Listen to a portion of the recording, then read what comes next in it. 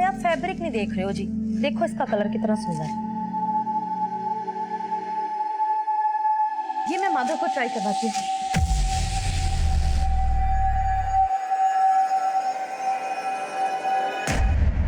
बेटा मैं रोटी और ला रहा हूँ। अरे परमीला भाभी, आपने तो पूरा मार्केट लगा दिया आज। अरे बहन जी तुसी भी देखो ना कितने सोने सोने पीस है, ये देखो। हाँ।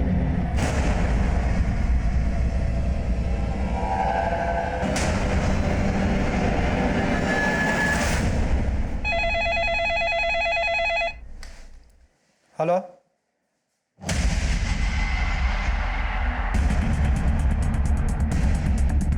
चेक करो सर।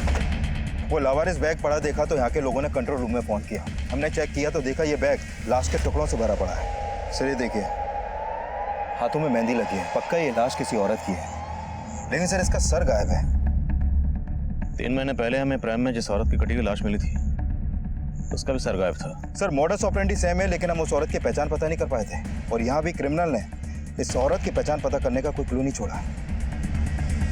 बिल्कुल सेम है, किसी छोटे हथियार से धीरे धीरे रेत कर काटा गया। यानी इस औरत का किलर और उस औरत का किलर एक ही हो सकता है जिसकी लाश हमें 3 महीने पहले मिली थी। एब्सोल्युटली। और एक्सक्यूज मी, बोले यादव। सर साईनगर थाने में प्रमिला नाम की एक औरत की मिसिंग कंप्लेंट फाइल हुई थी। सर कंप्लेंट उसके पति गोविंद ने दर्ज करवाई थी। इस गोविंद को बॉडी की शिनाख्त के लिए बुलाओ। Okay sir.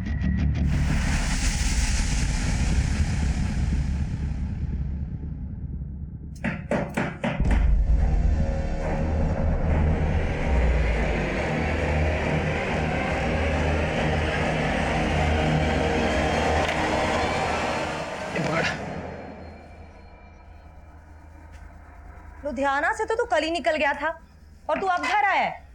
कहाँ पर था इतनी देर से? था कुछ काम। क्या काम था? साला इतनी दूर तो टेम्पो चला के आया और ऊपर से तो सवाल जवाब शुरू कर रही है।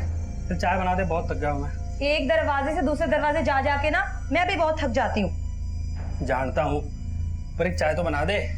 रुक, तू ना ये सब्जी काट दे। खाना खाना है ना तो मदद करनी पड़ेगी मेरी।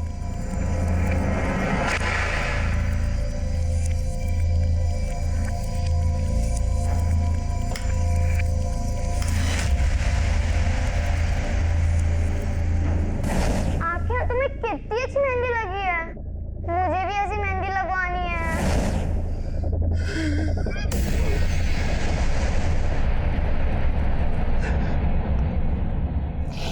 कल आखिरी बार मेरी प्रमिला से फोन पे बात हुई सर। गोविंद, आज आप फिर टिफिन ले जाना भूल गए। हाँ जानता हूँ, डोंट वरी, कुछ खा लूंगा बाहर में। वैसे बनाया क्या तुमने? मटर पनीर। लेकिन आप क्यों पूछ रहे हैं, आप तो वैसे भी बाहर खाने वाले हैं। अरे तो रात को घर पे आके खा सकता हूँ ना। अच्छा गोविंद, वो बच्चों के स्कूल से आने का टाइम हो गया तो मैं फोन रखती हूँ, उन्हें लेने जाना है। सर फिर मुझे पता चला कि प्रमिला बच्चों को लेने पहुंची नहीं थी। बच्चे वहां वेट करते रहे, फिर किसी पड़ोसी ने देखा तो वो बच्चों को लेके घर आए। वो घर आए तो देखा कि वहां ताला लगा हुआ है। अंदर तो मम्मी दिख ही नहीं रही है आंटी। फोन की बेल तो जा रही है। आंटी फोन की आवाज तो अंदर से आ रही है। तो परमीला फोन अंदर रख के कहाँ चली गई? एक काम करते हैं, प्रमिला के हस्बैंड को फोन करके उसे इन्फॉर्म करते हैं। फिर मैं घर आया, कुछ समझ नहीं आ रहा था सर। प्रमिला अचानक से। देखिए, जैसा आपने बताया कि आपकी पत्नी प्रमिला ने फोन करके आपको ये कहा कि वो बच्चों को स्कूल बस से पिक करने जा रही है, लेकिन अगर वो वहां नहीं गई तो और कहाँ जा सकती हैं? सर उसने फोन पे तो यही बोला था कि वो बच्चों को लेने जा रही है। और वो अपना फोन घर पे क्यों छोड़ के गई? सर हो सकता है उसे लगा हो कि बच्चों को लेके वापस आना है तो छोड़ दिया। देखिए, अगर ऐसा है तो आपकी पत्नी के साथ जो भी हुआ है वो आपके घर से लेके उस रास्ते के बीच में ही हुआ है जहाँ पर स्कूल बस आपके बच्चों को ड्रॉप करती है। आपके बच्चे कहाँ?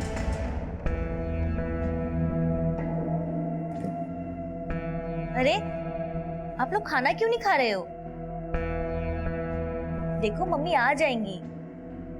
अगर यहाँ मन नहीं लग रहा तो हमारे घर चलो, बादल भी स्कूल से आ जाएगा, फिर खूब मस्ती करेंगे, खेलेंगे और खाना भी साथ में खाएंगे। चले?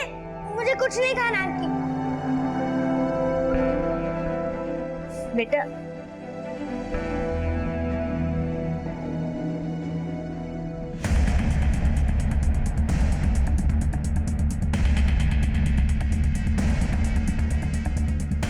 सर, मैंने उस दिन दोपहर को प्रमिला को देखा था, वो कहीं बाहर जा रही थी।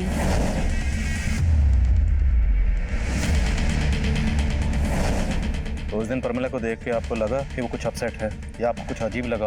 नहीं सर। कहाँ बुलाया और कहाँ उसका मर्डर की? सर ये क्या कह रहे हैं आप सर?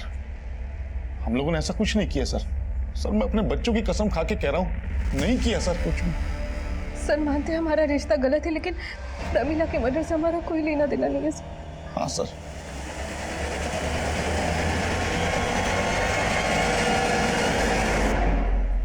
इस बार बिल्कुल रद्दी माल लेकर आया तो लुधियाना से, कोई माल खरीदने को तैयार नहीं हो रहा। ऐसा करेगा ना तो धंधा चौपट हो जाना है अपना। हाँ, घूर क्या रहा है? मारेगा मुझे? आराम से। आजकल ना बहुत गुस्सा आने लग गया तुझे। ठीक से रख सामान, काम में दिमाग लगता नहीं है तेरा बस।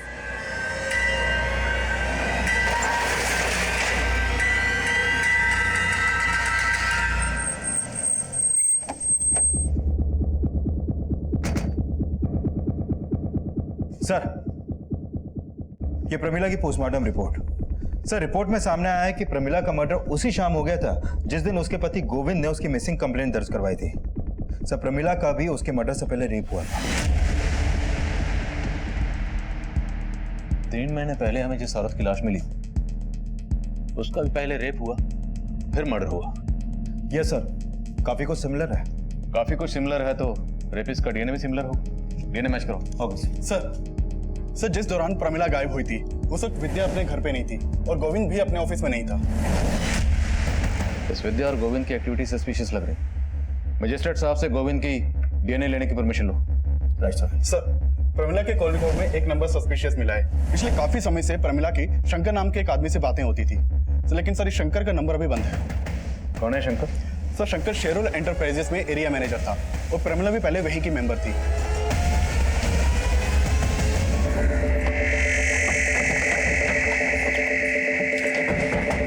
यस सर, शंकर पहले हमारी कंपनी में था। उसी ने प्रमिला को हमारी कंपनी में इंट्रोड्यूस किया था, पर सर बाद में प्रमिला ने उसकी कंप्लेंट की। सर कैसी कंप्लेंट? शेरोल एंटरप्राइजेस का जो प्रोडक्ट इस बार मेरे बनाए हुए मेंबर्स को अलॉट हुआ है वो नकली है। ये आपसे किसने कहा? अरे किसने कहा? मतलब मैंने खुद चेक किया है। देखिए मैम आप इधर आइए। मुझे कहीं आने की जरूरत नहीं है, आप मेरी बात सुनिए। शेरोल एंटरप्राइजेस का टैग उस प्रोडक्ट पे है, लेकिन प्रोडक्ट नकली देखिए है। मैम आप आराम से बात कीजिए, मैं आपको प्रमिला की कंप्लेंट जायज़ थी सर। हमने इंक्वायरी की तो पता चला कि सिर्फ प्रमिला नहीं, ऐसी कई और औरतों को भी चीट कर रहा था। सर एक्चुअली शंकर थोड़ा सा कैरेक्टरलेस था। थोड़ा सा मतलब? Actually he is a womaniser. हमारे ऑफिस में काम करने वाली और भी कई फीमेल एम्प्लॉयज़ ने उसकी कंप्लेंट की। हमारी कंपनी की रेपुटेशन का सवाल था तो हमें उसे जॉब से निकालना पड़ा। आपने शंकर को जॉब से कब निकाला? यही कोई 15-20 दिन पहले। उसका फोन बंद है, उसका एड्रेस तो होगा आपके पास?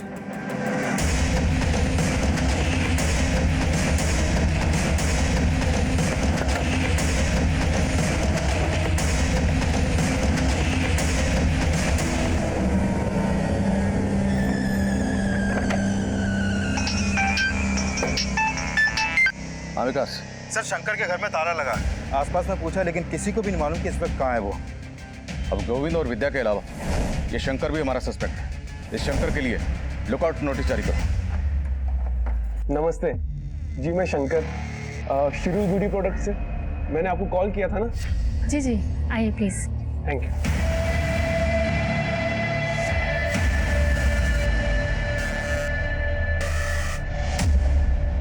चाय कॉफी कुछ? नहीं शुक्रिया, आप आइए ना, बैठिए। 2 मिनट में मैं आपको स्कीम समझा दूंगा। आइए पहले ना आप मेरी स्कीम सुन लीजिए। और बस थोड़ी सी इन्वेस्टमेंट है और आप घर बैठे बहुत पैसे कमा सकती है। पर कैसे? बहुत ही सिंपल है मैम। जैसे ही आप हमारी कंपनी की मेंबरशिप लेंगी तो आपको एक ऐसी प्रोडक्ट किट दी जाएगी और आप अपनी ही तरह बाकी लोगों को भी एक प्रोडक्ट बेच के अच्छे पैसे कमा सकोगी। और हाँ मैम, हमारे कंपनी से आपको अच्छे बेनिफिट्स भी मिलेंगे और अच्छी मार्जिन भी मिलेगी।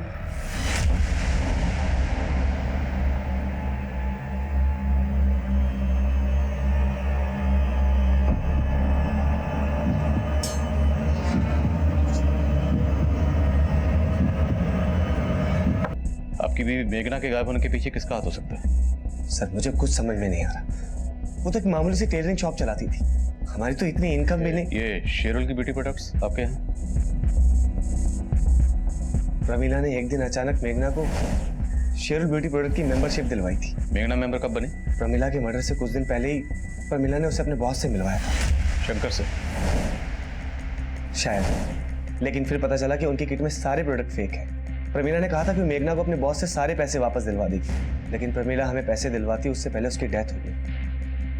मुझे लगा कि मेघना शंकर से मिलने उसके ऑफिस गई होगी, लेकिन मैंने जब वहां जाके पता किया तो पता चला कि शंकर को तो कुछ दिन पहले ही ऑफिस से निकाल दिया गया था और मेघना तो कभी ऑफिस गई नहीं थी।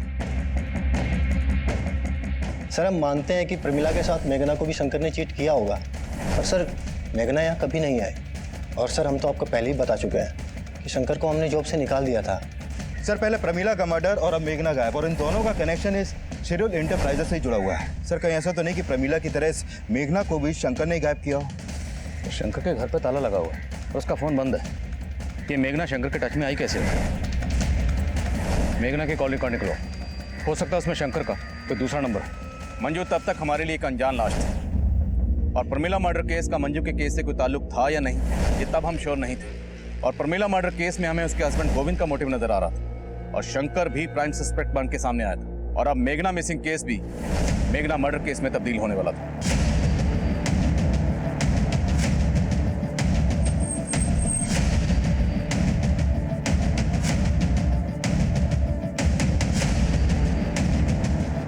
सर इस औरत की बॉडी को भी चॉप करके डंप किया गया, इसका सर भी गायब है। कहीं ये मेघना तो नहीं?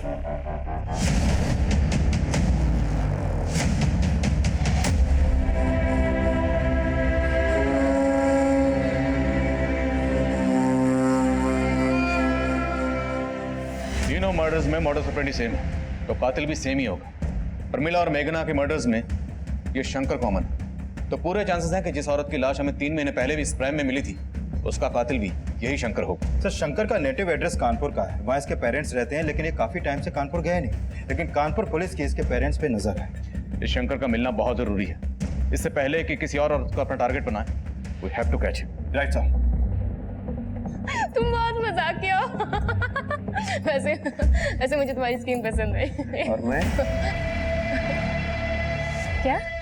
अरे मजाक कर रहा था यार। वैसे अब तुम घर बैठे लाखों कमा सकती हो, क्योंकि अब तुम हमारी स्पेशल मेंबर भी बन गई हो, और स्पेशल मेंबर के लिए स्पेशल गिफ्ट। गिफ्ट? मेरे लिए?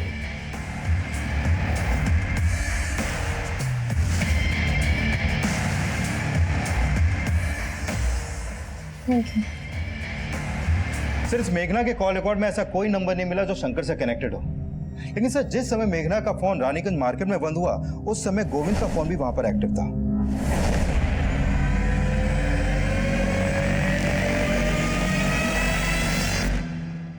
दीदी पापा झूठ नहीं बोल रहे, वो हमसे बहुत प्यार करते हैं, और अब बिना वजह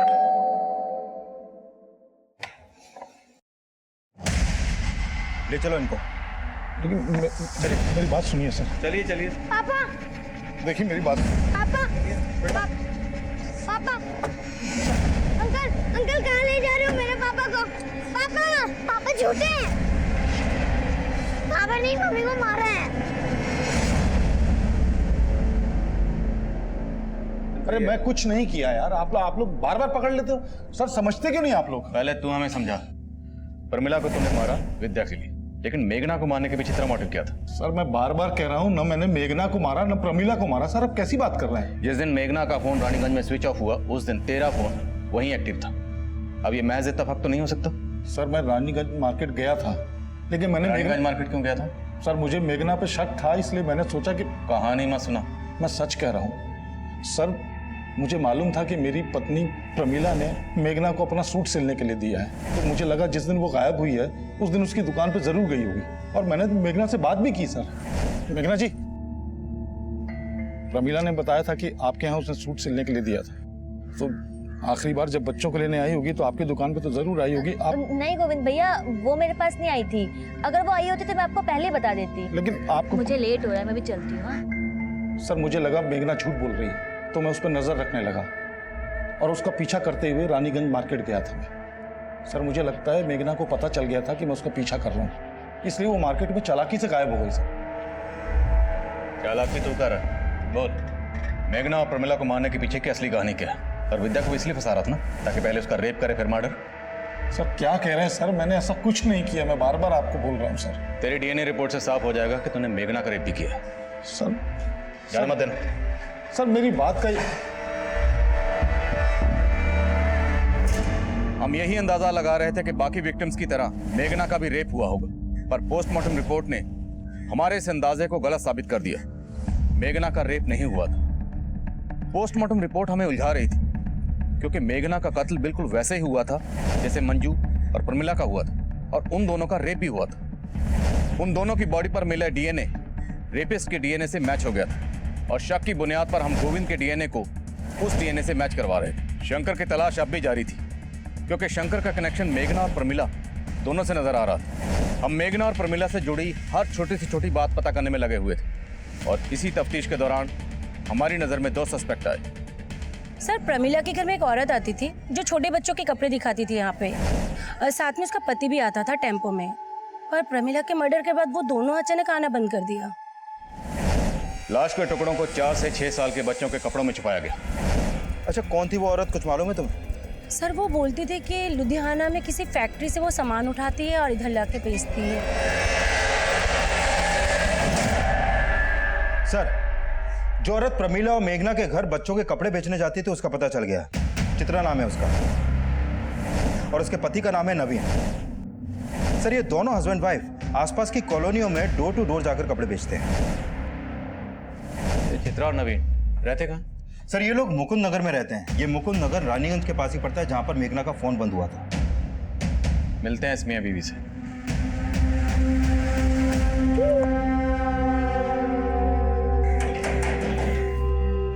जी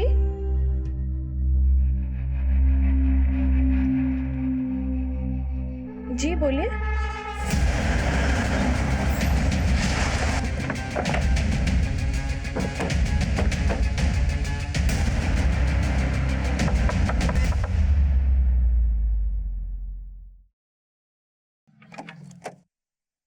चित्रा जी चेक करो सब्जेक्ट। अरे कोई भी गाना छोड़ना है ये सब आप लोग क्या कर रहे हैं? मिलेगा, चेक कर। अरे मेरे घर में इस तरीके से छानबीन क्यों कर रहे हैं सर? अभी पता चलेगा। सुना तो डोर टू डोर जाकर डिलीवरी नहीं करती, कस्टमर को अपने डोर तक भी बुलाती। कितनी औरतों को बुलाया अभी तक? सर ये आप क्या कह रहे हैं, मुझे कुछ समझ में नहीं आ रहा है। सब समझ में आ जाएगा। ये कपड़े तूने बेचे हैं? नहीं सर ये कपड़े मैंने किसी को नहीं बेचे जी। अच्छा तब तो तू इस आदमी को भी नहीं जानती होगी। नहीं सर मैं इस आदमी को भी नहीं जानती। तेरा पति कहाँ है? जी वो तो लुधियाना गया हुआ है। झूठ बोलती है? मैडम जी मैं झूठ नहीं बोल रही हूँ, सच बोल रही तेरे हूँ। पति का फोन नंबर और टेम्पो का नंबर बोल। ठीक है सर जी। सर चित्रा के पति नवीन का नंबर अभी रानीगंज में एक्टिव है। और उसकी बीवी बोली थी वो लुधियाना गया। उसके फोन की एग्जैक्ट लोकेशन ट्रैक करने के लिए कहो, और बोलो तुरंत मेरे फोन पे भेजें। सर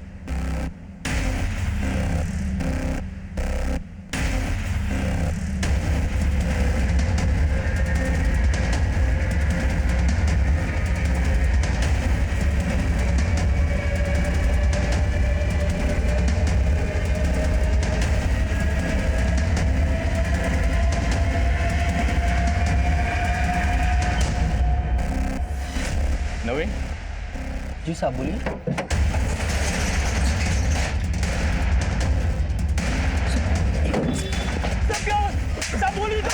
सर देखिए,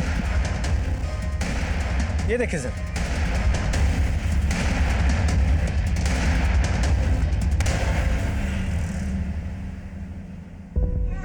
ये बच्चा कहाँ से आया? साहब मुझे नहीं पता है बच्चा मेरे टेम्पो में कैसे आया साहब। तो औरतों का रेप और कत्ल करने के साथ साथ बच्चे भी चुरा के बेचता है तू? साहब मैं सच बोलता हूँ, पता नहीं बच्चा कैसे आया टेम्पो में साहब। साहब यकीन मानिए मैंने कुछ नहीं किया साहब। तू जो करता तेरी बीवी भी जानती है ना? सीधा सीधा बोल वरना उधेड़ के रख देंगे। साहब मैं लुधियाना जा रहा था, वो रानीगंज मार्केट से गारमेंट वाले का पेमेंट उठाना था इसलिए मैं वहाँ रुक गया। आप चाहे तो पता कर सकते हैं। ये ऐसे नहीं मानेगा, उधेड़ो ऐसे बोल।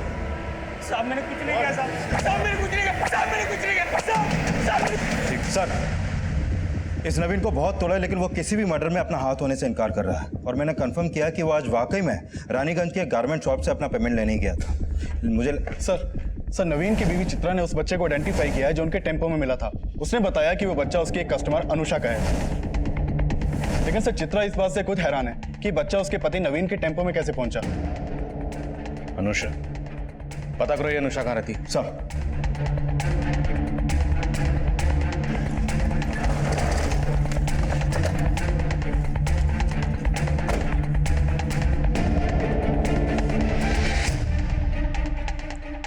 सर, अनुषा विधवा है, यहाँ अपने बच्चे के साथ अकेली रहती है। अच्छा, कहाँ गई है ये अभी, कुछ मालूम है तुम्हें? 3-4 घंटे पहले मैंने उसे किसी आदमी के साथ जाते देखा था।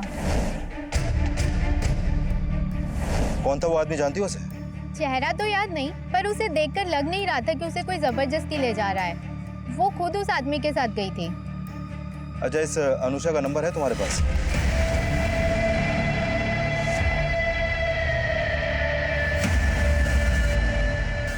सर, अनुषा का फोन भी रानीगंज मार्केट में बंद हुआ था। रानीगंज, और रानीगंज से हमने नवीन को पकड़ा था बच्चे के साथ। सर, ये नवीन अभी भी कुछ नहीं उगल रहा है और मैंने कंफर्म किया कि ये अनुषा के घर के बाहर देखा ही नहीं गया है। सर, हो सकता है ये अनुषा किसी और के साथ मार्केट गई हो। शंकर, हो सकता है ये नवीन शंकर को जानता और अनुषा का बच्चा शंकर ने नवीन को दिया। साहब, मैं शंकर को नहीं जानता, पता नहीं वो बच्चा मेरे टेम्पो में कैसे आया।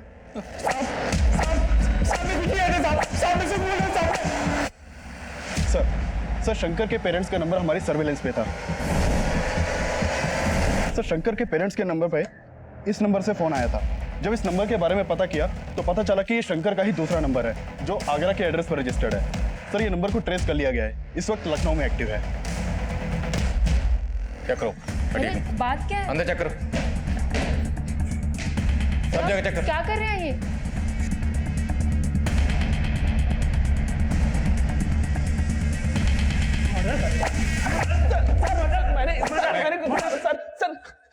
सर मैं मानता हूँ कि मैंने कई औरतों को चीट किया है और प्रमिला जैसी कई औरतों को मुझसे प्रॉब्लम भी थी सर, लेकिन मैंने मर्डर नहीं किया सर।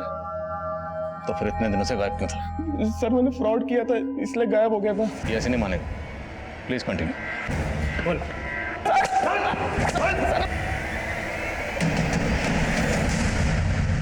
तृप्ति बेटा, चुपचाप क्यों बैठी हो? पापा ने आज तुम्हारे लिए सरप्राइज प्लान किया है। तुम चाहती थी ना कि तुम भी मम्मी की तरह मेहंदी लगाओ। देखो क्या लाया हूं तुम्हारे लिए, ये देखो। और इतनी प्रैक्टिस की है तुम्हारे लिए कि अब तुम्हें भी मम्मी की तरह बिल्कुल राज। पापा, दीदी आप पर ट्रस्ट नहीं करती। मैं करता हूँ ना, आप मुझे मेहंदी लगा दो। मेहंदी लगाने के बाद पापा मम्मी की तरह तेरी भी हाथ काट देंगे। तृप्ति, दरवाजा खोलो। तृप्ति।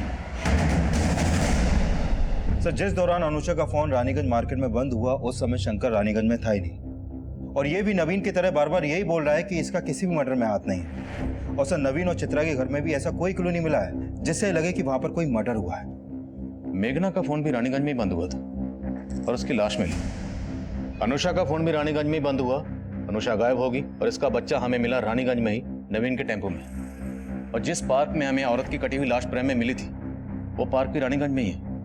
और प्रमिला जाने से पहले अपना फोन घर पर छोड़ के गई थी, तो हो सकता है शायद प्रमिला भी रानीगंज में कहीं गई हो। तो रानीगंज में ऐसा कोई ठिकाना है जहां पर्पसली इन औरतों को पहले बुलाया जाता है, फिर रेप किया जाता है और उसके बाद उनका मर्डर। पर सर, रानीगंज काफी बड़ा एरिया है, वो कहाँ जाती थी ये पता करना आसान नहीं होगा। पर पता करना तो है ना। रानीगंज में जहां जहां सीसीटीवी है सब जगह की सीसीटीवी फुटेज निकालो, उसे खंगालो, खासकर उस वक्त की जब हमें इस औरत की कटी हुई लाश वहां मिली थी। हो सकता है इससे हमें इस औरत की पहचान मिले और हम कातिल तक पहुंच जाए। हम अब भी ऐसी कई कोशिशें कर रहे थे जिनको अंजाम तक पहुंचाना आसान नहीं था, लेकिन इन कोशिशों के कुछ नतीजे हमारी टीम का हौसला बढ़ा रहे थे। सर, आपका अंदाजा बिल्कुल सही था। प्रमिला की हत्या वाले दिन वो रानीगंज मार्केट के एक सीसीटीवी में कैप्चर हुई थी और मेघना उसी मार्केट के दूसरे सीसीटीवी में। ये देखिए सर। लेकिन इसके बाद ये लोग कहाँ गए होंगे इसका पता नहीं चल पाया। रानीगंज में उस क्राइम सीन तक पहुंचने के लिए अभी हमें और हाथ पैर मारने थे, और जब हमने रानीगंज का 3 महीने पुराना डंप डाटा स्टडी किया तो हमें उस मंजू की पहचान भी मिल गई जिसका कत्ल 3 महीने पहले हुआ था। सर, हमने रानीगंज मार्केट का 3 महीने पहले का डंप डेटा स्टडी किया। उसमें 5 नंबर ऐसे मिले जो अभी बंद है, जिसमें से 4 नंबर मेल के नाम पे रजिस्टर्ड हैं और 1 नंबर इस मंजू शर्मा के नाम पे रजिस्टर्ड है। सर, इस मंजू की उम्र लगभग 26 साल की है और जिस औरत की लाश हमें 3 महीने पहले मिली थी उसकी उम्र भी 25 से 28 साल के बीच की थी। और ये नंबर तो मथुरा के एड्रेस पर रजिस्टर्ड है। राइट सर, लेकिन इस मंजू का लखनऊ में भी आना जाना था और सर मेघना के कॉल रिकॉर्ड में भी मंजू का नंबर मिला है। मेघना तुषार की बीवी? हाँ सर, और ये भी पता चला है कि तुषार ने एक गोडाउन रेंट पे ले रखा है जो रानीगंज में है। ये वहाँ का एड्रेस है सर।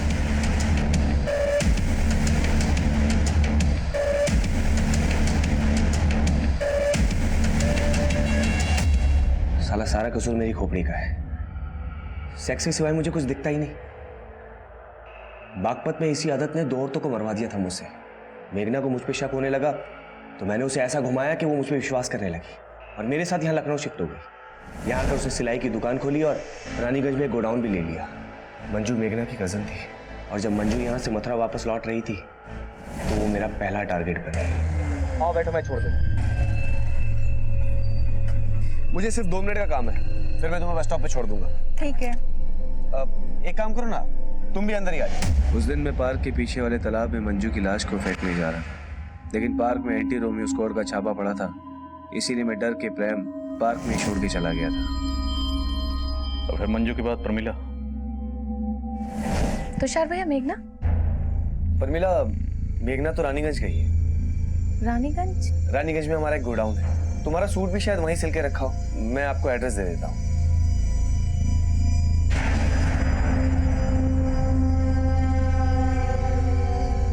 मंजू और प्रमिला के मर्डर के बाद मेघना को मुझ पे शक होने लगा, इसलिए मुझे उसे भी रास्ते से हटाना पड़ा। इसलिए बहाने से मैंने उसे गोडाउन पे बुलाया और फिर मेघना के मर्डर के बाद मैं डर गया था कि मैं फंस जाऊंगा, इसलिए खुद को बचाने के लिए मैंने एक तरफ शंकर का नाम लिया, दूसरी तरफ मैं नवीन और चित्रा के लिए गड्ढे खोद रहा था। पहले भी मैंने उन्हें रानीगंज में देखा था, उनका घर गोडाउन के बिल्कुल नजदीक था, और फिर एक दिन मैंने प्रमिला के घर उनको देखा। मैं अगला टारगेट अनुषा को बनाने वाला था, और फिर उसके घर के बाहर भी नवीन और चित्रा को देखा। मैंने सोचा कि अगर मैं अनुषा के साथ कुछ भी करता हूँ तो नवीन और चित्रा को फंसा के खुद को बचा सकता हूँ, इसीलिए पूरी प्लानिंग के साथ मैं अनुषा के घर पहुंचा। जी बोलिए। आप चित्रा के गोडाउन में कपड़े देखने के लिए आने वाले थे ना? हाँ। लुधियाना से नया स्टॉक आ गया है। मैं अनुषा को बहाने से गोडाउन में ले गया, पहले रेप किया और फिर मर्डर करके उसके शरीर के टुकड़ों को फ्रिज में रख दिया। मैं उसकी बॉडी को ठिकाने लगा था उससे पहले ही तुषार एक के बाद एक जुर्म किए जा रहा था, और हैरान करने वाली बात यह थी कि तुषार की पत्नी मेघना को अपने पति के इन जुर्मों की हर मोड़ पर दस्तक मिल रही थी, लेकिन उसने इस दस्तक को नजरअंदाज की। उसकी कजन मंजू पिछले 3 महीने से गायब थी और उसे यह भी अंदाजा था कि हो सकता है मंजू का कत्ल उसके पति तुषार ने किया, लेकिन फिर भी उसने इस बारे में पुलिस को कुछ नहीं कहा, जिसका नतीजा ये निकला कि मंजू और प्रमिला के कत्ल के बाद तुषार का वो घिनौना राज मेघना के कत्ल की दस्तक बन गया। अनुषा ने एक अजनबी की बात पे भरोसा किया, वो उस जुर्म की दस्तक को महसूस ही नहीं कर पाई और नतीजा ये हुआ कि उसका बच्चा अनाथ हो गया। कोई भी जुर्म होने से पहले दस्तक जरूर देता है। इस दस्तक को सुनिए और किसी भी जुर्म को होने से पहले उसे रोकिए। अब मैं आदिल खान आपसे इजाजत लेता हूँ, आपसे फिर मुलाकात होगी एक नए केस के साथ। तब तक देखते रहिए क्राइम पेट्रोल दस्तक। मकसद बताना नहीं, बचाना है।